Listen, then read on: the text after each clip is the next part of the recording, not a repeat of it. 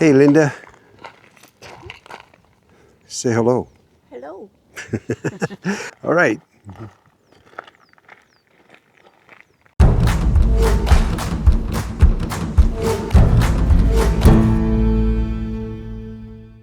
So we're just heading out this trail to the old abandoned Miller Ranch. And I guess this used to be some kind of a dirt road at some one point or another, but it wouldn't have been much of one. And I don't know when the ranch itself closed down, but there's supposed to be some buildings out here. We'll go check it out and see if we can learn a little bit about the history too. This is called Alamo Canyon, and we're only about 10 or 15 miles from the Mexican border, down south of Ajo, Arizona. So we're checking this out.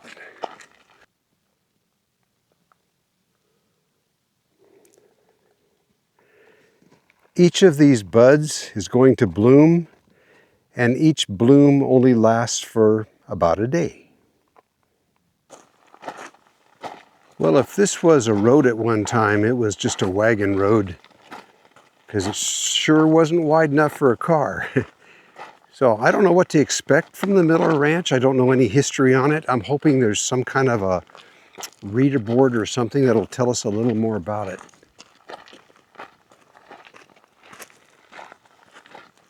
And also, there had to be some kind of water up here for them to have a ranch. They didn't haul water, I guarantee you that. There had to be something for the cattle.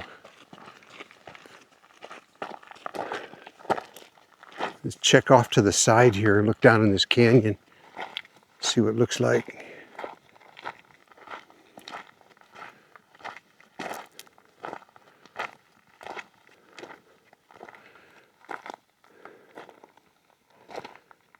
Wow.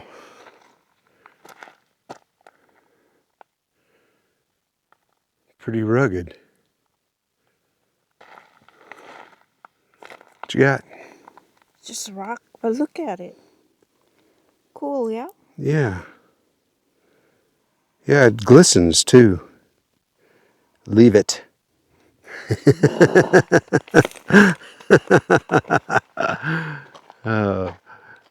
No more rocks.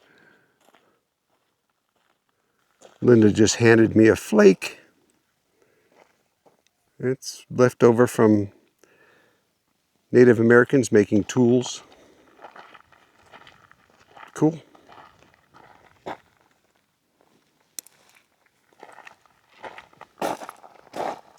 Hey, wait up.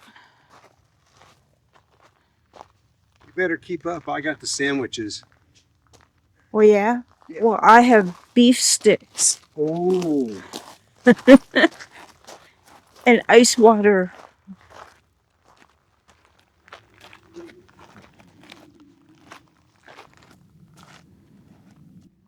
Amazing place, yeah? Hey, by the way, Eric, you know who you are. Thank you for these backpacks. They're nice.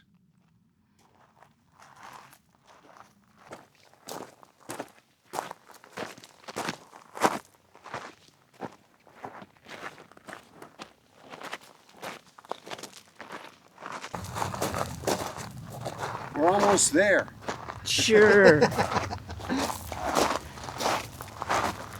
I'm thinking there has to be another way into here if there was a ranch up here. Because this isn't even much like a wagon road that we're on. It's more like just a trail. I guess we'll find out.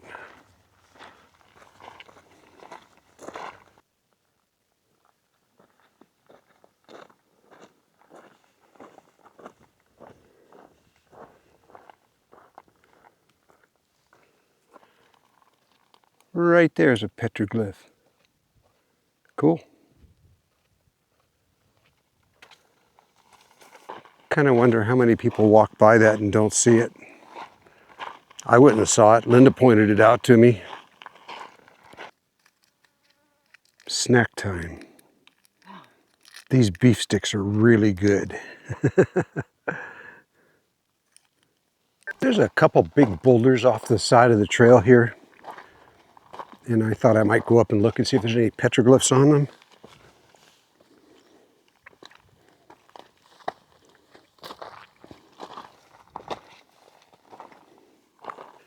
Linda, there are. There's a lot. I'm surprised.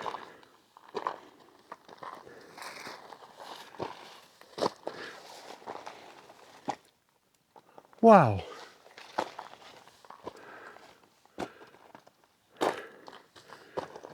Now if I can just get to them.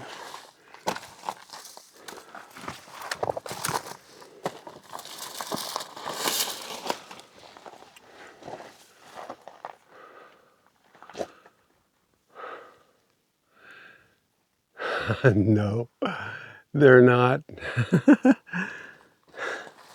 They look like a lot of petroglyphs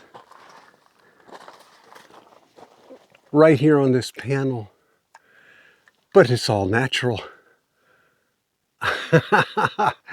Wow, they look like just dozens of petroglyphs here.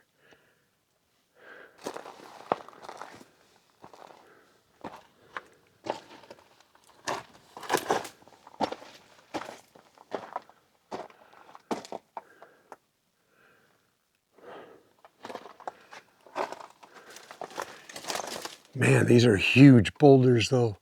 This has got to be at least 30 feet high. These came rolling down off the mountain. You can kind of tell by looking at them that at one time they were one big boulder, and then they split in two and they hit down here. Must have been quite the noise.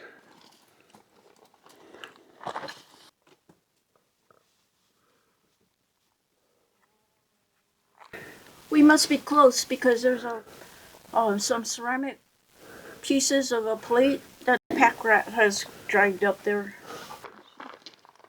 Linda just saw these markers over here. They kind of look like property boundary markers, but it's kind of odd that they're so close together. They're not graves, but why are there two right next to each other? It's kind of strange.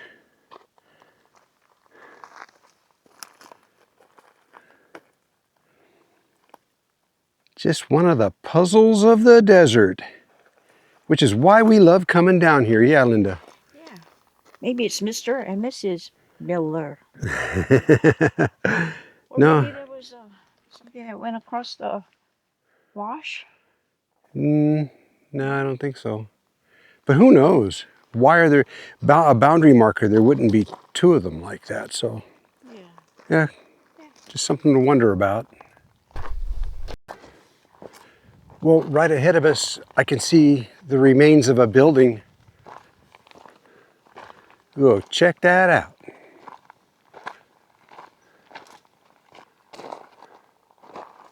Looks like it's made out of locally quarried red brick. They look like they're handmade. This brick house replaced the original adobe structures.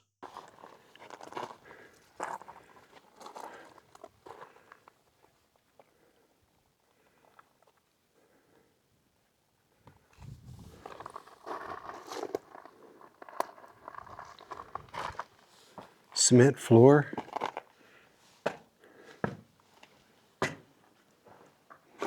Looks to be about maybe 10 feet by 20 feet.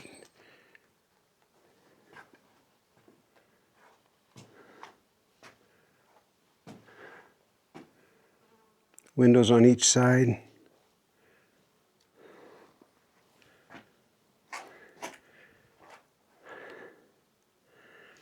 Chimney must have gone up through the roof. And looks like it had a slanted roof on it, not a pitched roof.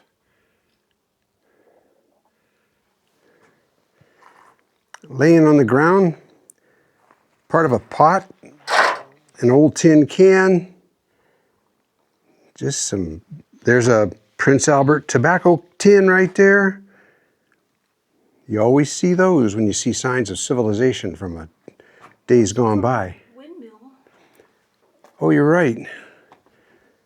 Linda pointed out the blades to a windmill are laying here. The Miller Ranch was established in the early 1900s, and they did have a well, and it was the windmill that pumped the water. Very interesting. I see a barrel and a marker, and I hear a lot of bees. The bees usually go around the water. That's right. And these bees are also dangerous. These are the dark brown ones, and they will attack you. Oh yeah, they're all through this tree. Yeah. Well, let's Move on. let's move on and kind of look around a little more. I see the barrel you're talking about. It's back through on the other side of this tree. And you see that big bolt? Yeah, some kind of marker over there. Well, they had water from somewhere, that's for sure. Well, I just came across this. This old piece here is a flywheel. Boy, that is old. And it's attached to some kind of a pump. This has been here for a while. Man, that is old. Maybe early 1900s, something like that. They got water around here from somewhere. I got to tell you something. I don't know if I'm going to publish this in this video or not, because it's political. We can't get away from politics. But I just ran into a man from Canada, and he was bad-mouthing our president. You got to remember that more than half of this country voted for our president. The worst thing you can do is open up your mouth if you're a foreigner and start bad-mouthing our president. I didn't take to it too kindly at all, and I let him know. He was calling our president the worst names you can imagine, just horrible things. And I was kind of like, you need to stop. And hope when he goes back out, he doesn't scratch up our truck or anything like that. But we did not leave it on amicable terms, and it's the first time in my life that I actually had to jump on somebody like that. But I did not like that at all. It's like, what are you doing down here? If our government is so bad and you don't like it so much. Anyways, I've managed to not be political all these years on this channel, but that just fried me just now. Yeah, we're starting to see things laying on the ground. Signs of habitation.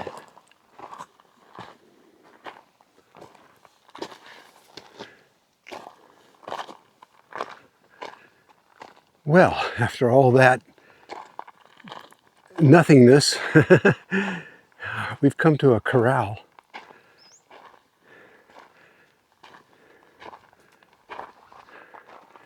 And now we're inside the corral. There's signs of things that handled water.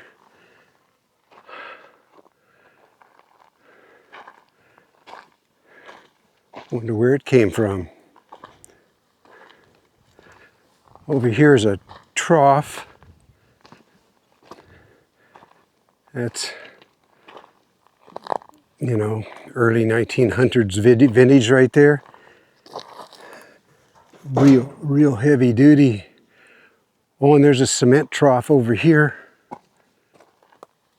I gotta watch where I'm stepping.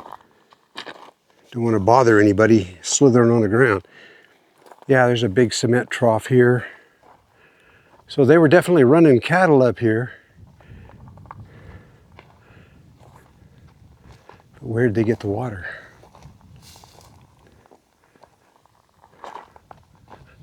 I don't know. Big piece of sheet metal laying on the ground. Folded over.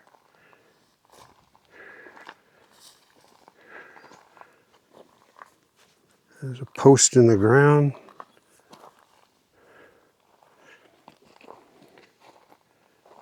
Huh.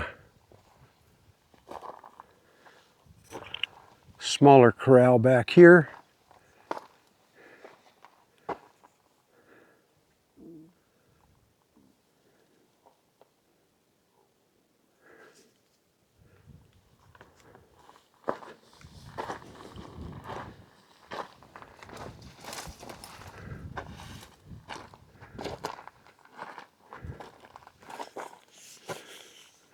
It was all about water, wasn't it?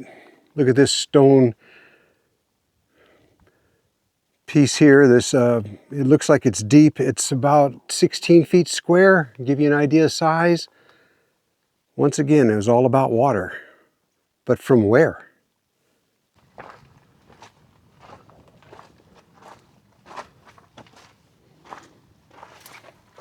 This is about eyeball height for me, but you guys can see in. Just a big tank, I think. It must have had a cover on the top. Protect the water. Just up from the corral, come across this sign. Just letting you know.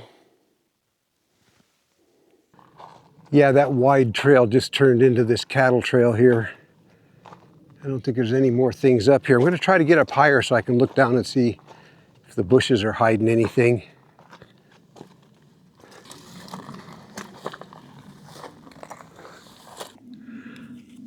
So that brick building that we showed you, that must have been the only residence here. And then there's corrals up here. And the only thing I don't see any dark green, any sign of moisture. So what I'm thinking is this big dry wash down here probably they probably made a reservoir up here. This is probably like mid 1800s or something like that. Maybe they put a reservoir and they caught in this area here, caught a lot of rainwater during the monsoon season. Cattle take water, and all the water tanks that we just saw had to be getting fed. So I'm thinking that in front of me here, this dry wash down below, I'm thinking it was dammed up at one time. Because look at the surrounding mountains that would have funneled water into it. All around.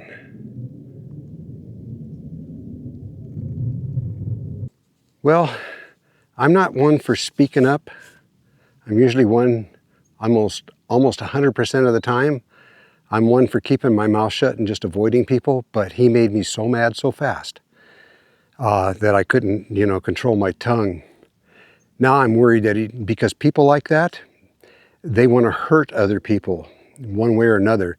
And I'm afraid he's gone down to the parking lot where we started out, and he knew we were from Montana because I was talking to him a bit. We were carrying on a normal conversation for a while. And I'm afraid he's down there. He might take a rock or something and scratch up my truck. I hope not. He was a big man. On his belt, he had a can of bear spray and a large sheath knife. He was kind of eyeballing me up. He was bigger than me. What he didn't notice was that Linda was moving off to one side, and she had already had her hand on her gun. But we managed to move off, luckily. On the way back, we watched, carefully, just didn't trust him, just watched for him on the way back. But we're going to head back down and see. Sorry to put a damper on this video, but stuff happens. Didn't. Shoot. Oh, I looked at the wrong side. Isn't that? No, it is over there. Yeah, okay, got it.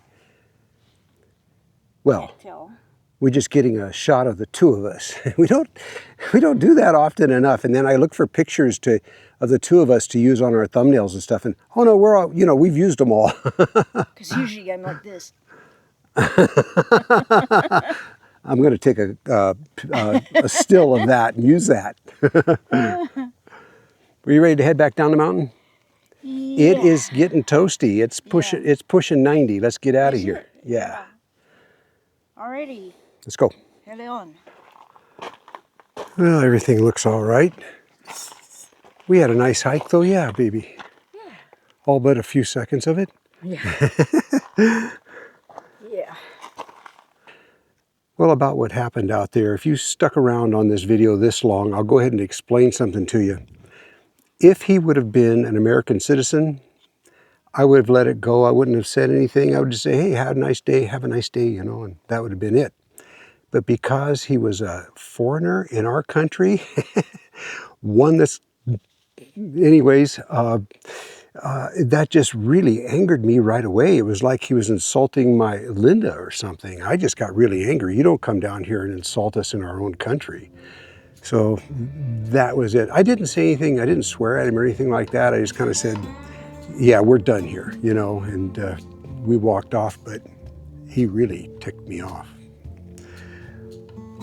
Yeah, and you know, he was scurrying away as he was laying his last insults. Did you notice that? I did notice that. He was already moving away, and so he knew he was provoking. Yeah. Oh, he was foul-mouthed about it too. Yeah. It was really insulting. Yeah. Whew. Shouldn't be in another country and insult their country. Yeah. Anyways, you guys, hope you enjoyed the video. It got my blood pressure up. Yeah, mine too. And I take medication. Yeah. Linda was pretty upset too.